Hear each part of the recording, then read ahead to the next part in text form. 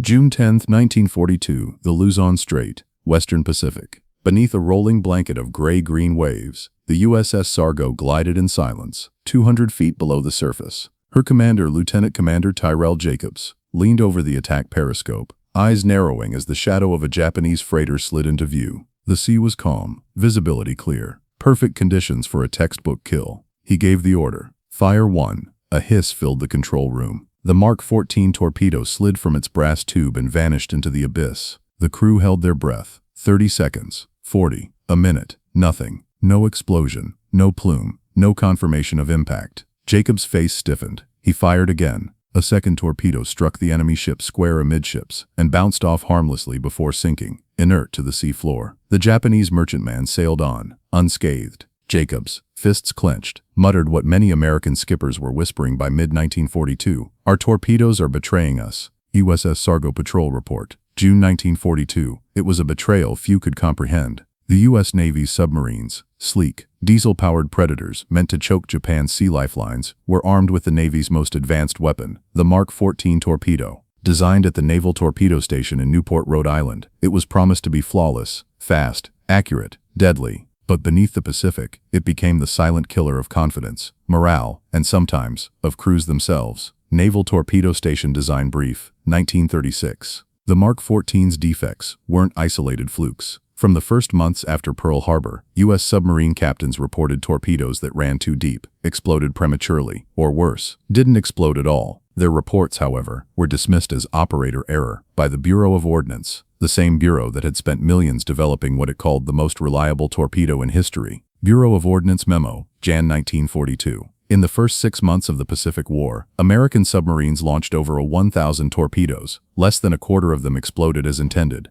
The Japanese merchant fleet, lifeline of the empire, continued to move vast quantities of oil, rice, and ammunition across the Pacific almost unchallenged. And while Japan's sailors feared the periscope's glint, U.S. commanders feared the click of a torpedo motor that would lead to silence or self-destruction. The Pacific warfront was a sea of contradictions. The U.S. Navy had invested in sonar, encryption, and radar, yet its most basic weapon was malfunctioning. In the eyes of the Bureau's engineers, the Mark 14 had been tested to perfection, but the truth lay buried beneath layers of secrecy and arrogance. Testing, it turned out, had been done with dummy warheads. The live rounds, heavier, faster, and fitted with a magnetic exploder, had never been tested against an actual target before the war began. U.S. Navy Technical Board Minutes, 1939. In the summer of 1942, as battles raged from the Coral Sea to Midway, submarine skippers faced an invisible enemy within. Men like Commander Dudley Mush Morton of Wahoo and Charles Lockwood, then Chief of Submarines at Pearl Harbor, began documenting failure rates that defied logic. Some torpedoes ran 40 feet below their settings, passing harmlessly under enemy hulls. Others detonated prematurely, giving away their position. A few curved back in deadly circles, threatening the very submarines that fired them. Subpac Incident Report, Aug 1942. Lockwood, a meticulous man with steel-gray eyes and a reputation for fairness, began to suspect the unthinkable. The Bureau of Ordnance was lying, but to challenge Washington was to risk career suicide. The Bureau, staffed by senior officers and civilian engineers, insisted its design was flawless. Our torpedoes are not at fault, they wrote.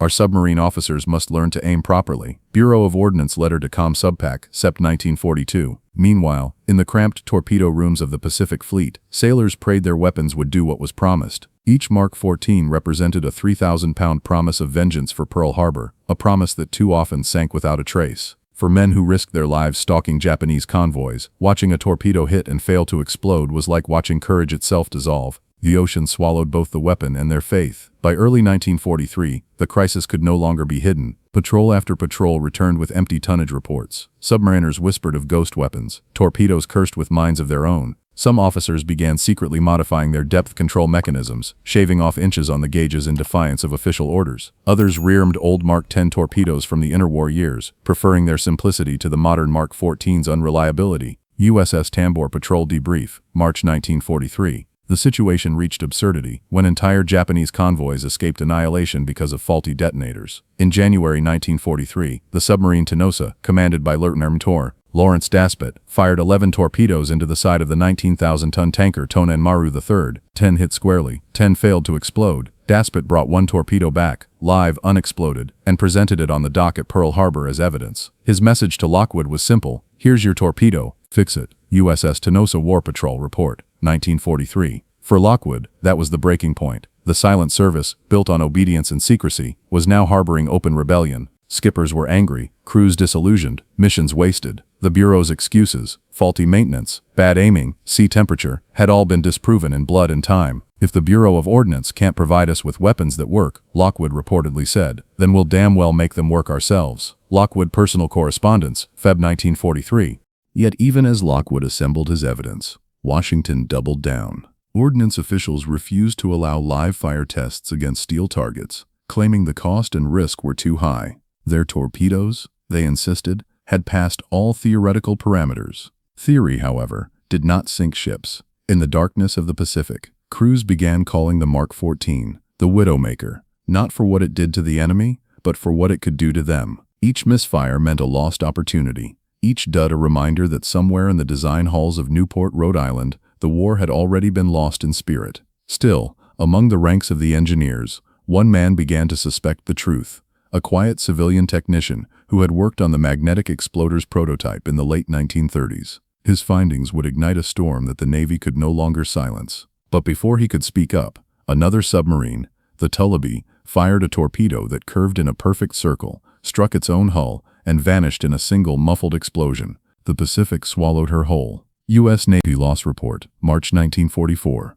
The Navy's silent killers were now literally killing their own, and somewhere, buried under paper reports and bureaucratic pride, the truth waited for one voice, one man to break the silence. Pearl Harbor, April 1943. The morning sun turned the harbor's calm waters into mirrors of gold. Admiral Charles A. Lockwood stood on the pier, a cigarette burning low between his fingers, staring at the crate in front of him. Inside was the Mark 14 torpedo salvaged from Tynossa's failed attack, the one that had struck a tanker 11 times and refused to explode. The weapon looked perfect. Clean lines, stainless casing, propeller intact. But to Lockwood, it was the physical embodiment of the Navy's denial. He ran his hand across the cold metal and muttered, "Somewhere in this damned fish, there's a lie." Lockwood ordered immediate live fire testing against the Bureau of Ordnance's explicit orders. The test site, Kahulawe Island, Hawaii. It was a barren stretch of volcanic rock, perfect for proof no one could argue with. Subpac Test Memorandum, April 1943.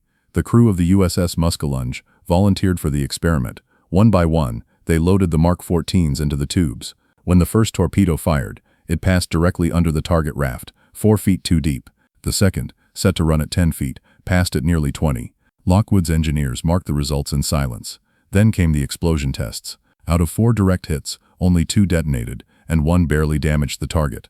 Lockwood, his face pale with controlled fury, turned to his ordnance officer. "So much for perfect design," he said. "We've been fighting half a war." For months the Bureau had blamed the submarine crews. Now the data was undeniable. The Mark 14's depth control mechanism was faulty, its pressure-sensing bellows miscalibrated in peacetime trials conducted with dummy warheads. When the torpedo carried a live charge, its weight altered its buoyancy, causing it to dive deeper than intended. The result, thousands of wasted shots. But the worst flaw lay inside the warhead. In the Mark 6 magnetic exploder, a device meant to detonate the torpedo beneath a ship's hull by sensing the magnetic field. On paper, it was revolutionary. In practice, it was suicidal. The Pacific's waters were warmer, saltier, and magnetically weaker than those off Rhode Island, where the Bureau had tested the device.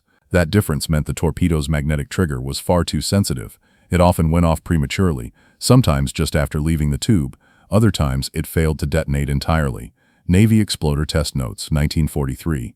Lockwood's engineers dismantled one of the warheads. Inside, a tiny steel pendulum controlled the firing pin, a marvel of 1930s precision. But when a torpedo struck a ship directly, the shock force bent the firing pin housing, locking it in place instead of releasing it. In other words, perfect hits killed the torpedo, not the target. The revelation hit Lockwood like a blow. The Navy's deadliest weapon had been built with theoretical perfection and practical disaster. "We were shooting duds," he later wrote, "and brave men died for those duds." Lockwood sink 'em all, 1951. When the report reached Washington, the Bureau of Ordnance reacted with outrage. Admiral William Blandy, Chief of Ordnance, called Lockwood's tests unauthorized and scientifically unsound.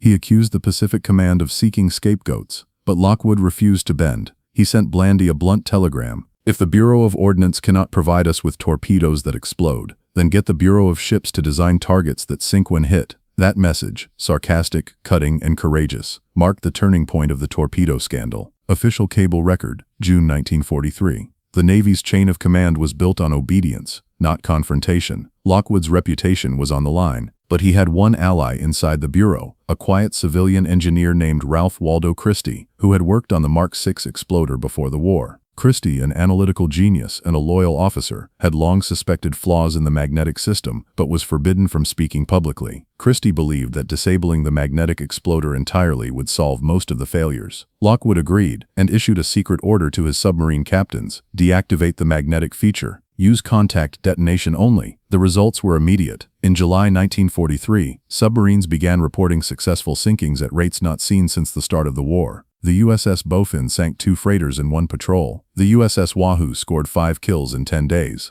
For the first time, Japanese convoys began losing tonnage faster than it could be replaced. Subpac War Patrol Summary, July 1943. But not everyone was pleased. Christie, despite his technical insight, still defended parts of the Mark XIV design when assigned to the Southwest Pacific under General MacArthur's command. He ordered some boats to continue using magnetic settings, and the failures returned. The Navy's faith in technology had become a fault line dividing commands. MacArthur Theater Reports, 1944, memos, hearings, committees, all debating what the men in the Pacific already knew. But the battlefield had no patience for theory. In October 1943, during a patrol off the Philippines, the USS WWII, commanded by Mush Morton, vanished without trace. It was presumed lost to enemy air attack, but among submariners, a grim rumor spread: WWII's last torpedo may have malfunctioned and exploded prematurely. Whether true or not, it deepened the sense that the torpedo's curse was personal. By early 1944, Lockwood finally had full authority to strip the Mark VI exploder from all U.S. torpedoes. The new contact-only design, tested against actual steel plates, achieved a detonation success rate of over 90%.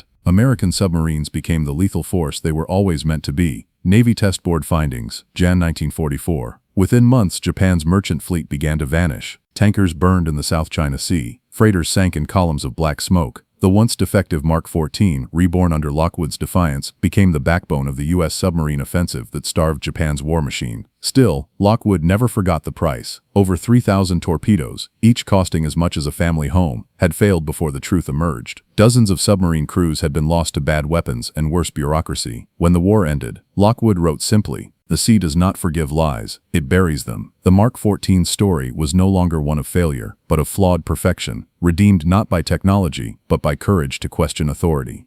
And somewhere in the archives of Pearl Harbor, the salvaged torpedo from Tenosa still sits, dented, silent, and cold. A reminder that sometimes the most dangerous enemy wears the same uniform as you. The war was over, but Admiral Charles Lockwood could not sleep. Even as victory parades rolled through New York and Honolulu erupted in song, he sat in his small Pearl Harbor office, surrounded by stacks of reports, patrol logs, casualty lists, ordnance diagrams. On the wall behind him hung a photograph of the submarine base. Quiet now, its piers lined with returning boats and exhausted men. Every name, every number on those pages was a story he could still hear in his dreams. The Mark XIV scandal had nearly destroyed the U.S. submarine service. It had killed faith, wasted courage, and forced commanders to question whether their own navy was listening. But in the stillness of the Pacific, Lockwood knew it had also built something stronger, a kind of defiant honesty that no bureaucracy could erase. He wrote a letter that night, not to the Bureau of Ordnance, not to Washington, but to the families of the men lost. The submarines won this war under the hardest possible conditions, he wrote. They fought not only the enemy, but their own equipment, and still they won. The letter was never published. It was too raw, too revealing, but among the men who served under him, Lockwood's name became a quiet legend.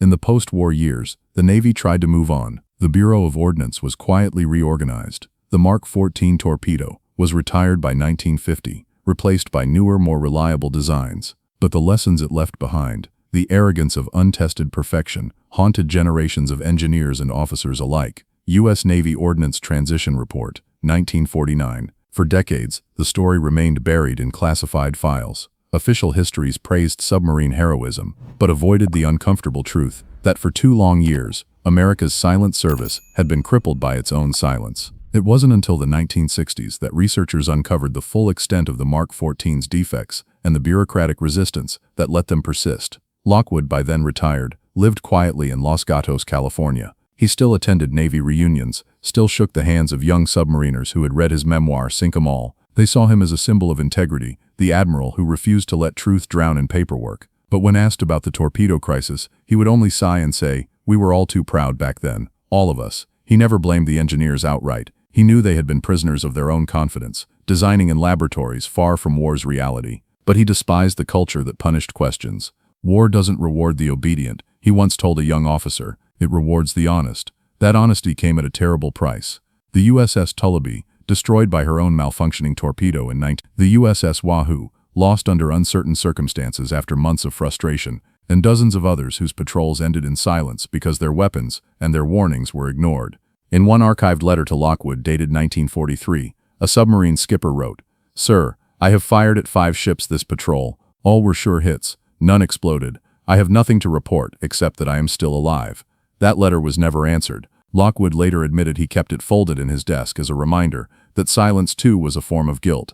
But the story did not end with shame. Out of the scandal grew a transformation that reshaped modern warfare. After 1945, the Navy instituted a policy known as operational verification, which required every new weapon to be tested in combat-like conditions. Not simulations, not theory. Every missile, every torpedo, every mine would carry the lesson of the Mark 14 in its blueprint. Never trust what you haven't proven under pressure. It was a philosophy born not from victory, but from failure. And it spread. The Air Force, the Army, even civilian aerospace agencies adopted similar doctrines. When NASA tested the engines for Apollo's Saturn V rocket, engineers cited the Mark 14 case as a warning. Unverified success is hidden failure. Aerospace Systems Audit, 1965. For the men of the silent service, the torpedo crisis became part of their identity. The reason submariners distrusted easy answers and demanded proof before belief. Their unofficial motto, whispered in training halls from Groton to Guam, became, "Test everything, especially the things they say don't need testing." Even now, decades later, naval historians call the Mark 14 saga one of the most painful yet transformative episodes in U.S. military engineering.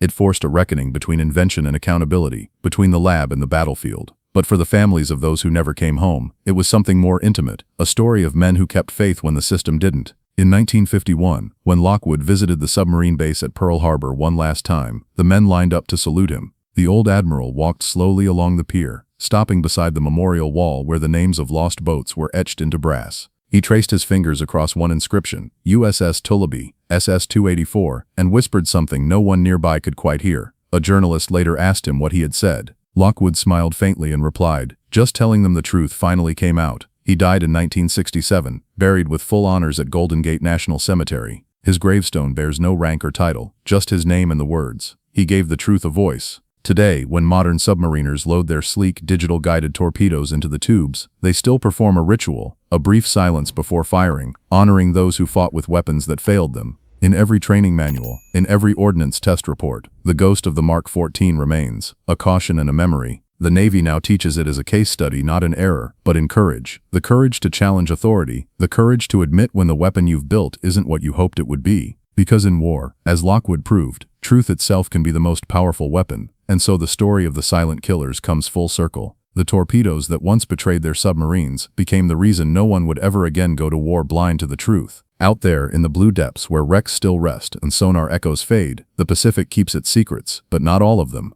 Some rise back to the surface, carried by the names of men who refused to stay quiet. Charles Lockwood was one of them, and because he spoke up, the next generation never had to fight 2 enemies at once, the one before them and the one they trusted behind them.